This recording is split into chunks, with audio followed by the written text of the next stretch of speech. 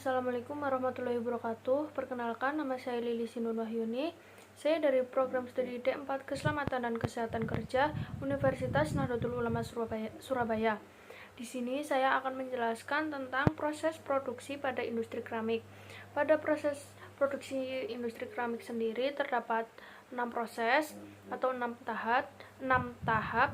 Yang pertama yaitu proses penyiapan bahan baku, yang kedua proses pengepresan, yang ketiga proses pelapisan motif, yang keempat pembakaran, yang kelima proses penyortiran, dan yang terakhir yaitu proses finishing atau packing.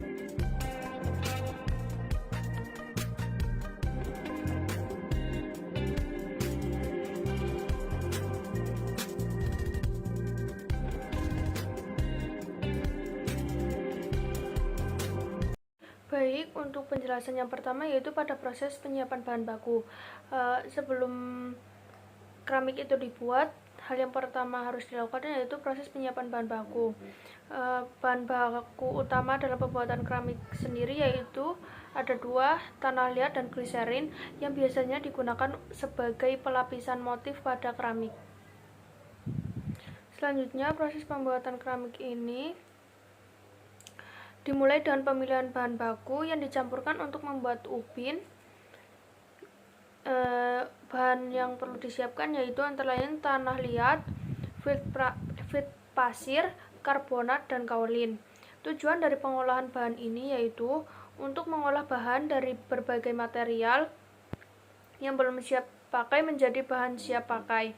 Pengolahan bahan dilakukan secara kering maupun basah. Biasanya pengolahan ini dilakukan secara manusial. Maksud dari manusial ini yaitu dilakukan menggunakan mesin atau dilakukan secara otomatis. Baik, selanjutnya yaitu pada tahap pengepresan. Tahap pengepresan ini dimulai dengan bahan keramik yang sudah dicampurkan dengan air yang disemprotkan sehingga membentuk adonan yang solid, di mana adonan ini disebut dengan biskuit. Biskuit ini berbentuk bulat dan berongga karena air dihilangkan dengan cepat di alat penyemprotan. Butiran ini harus berbentuk bulat dan berongga untuk mempermudah pengepresan sehingga butiran dapat mengisi cetakan dan dapat dipadatkan dalam pengepresan dengan sempurna. Selanjutnya, bahan dasar keramik ini yang sudah dalam bentuk biskuit maupun debu akan dibawa ke mesin pengepresan. Proses pengepresan ini bekerja dengan menekan dalam arah vertikal pada tekanan yang sangat tinggi. Walaupun ubin sudah terlihat solid, akan tetapi kondisi ubin ini masih rapuh. Selama proses transportasi menuju ruang pelapisan keramik akan dikeringkan dengan pengiring horizontal sehingga hanya menyisakan 0,5% kelembaban. Selama itu keramik tidak dikeringkan lagi karena ubin yang benar-benar kering akan menjadi sangat rapuh. Baik, untuk selanjutnya pada tahap ketiga yaitu proses pelapisan motif. Pada proses pelapisan motif ini, dekorasi ubin akan dibawa melewati mesin glasring, di mana mesin ini akan menyemprotkan glaser di atas permukaan keramik. Satu lapisan glasir diterapkan di atas globe yang selanjutnya akan memberikan dasar dekorasi melalui mesin injeksi. Teknik pembuatan motif ini dilakukan menggunakan mesin tinta digital atau biasa disebut dengan mesin printer motif yang dikendalikan oleh mesin, sehingga motif keramik dapat dipersonalisasi dengan baik menyerupai batu kayu atau pola lainnya.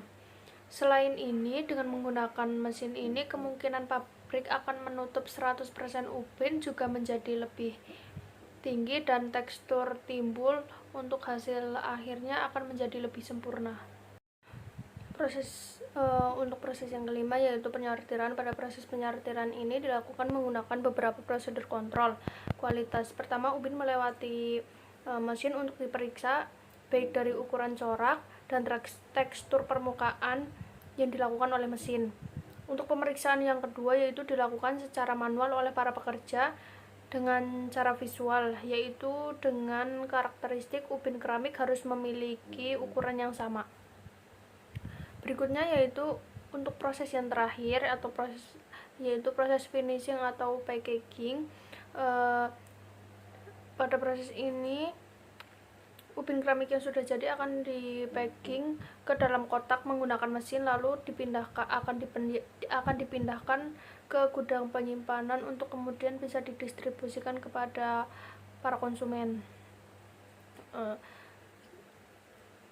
Dari tahap-tahap proses tersebut, tentu saja kita sebagai orang ketiga akan melihat banyak sekali hal, terutama faktor bahaya yang terdapat pada proses tahap-tahap pembuatan keramik tersebut.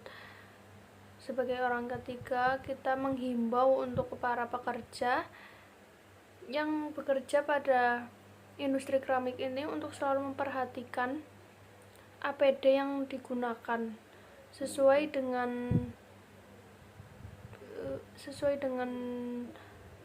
jenis pekerjaannya. Misalnya pada industri keramik itu yang wajib digunakan seperti masker, kacamata, helm, sepatu, sarung tangan, dan lain sebagainya. Kemudian bisa untuk memperhatikan juga rambu-rambu yang ada di sekitar industri supaya terhindar dari bahaya kerja atau kecelakaan kerja.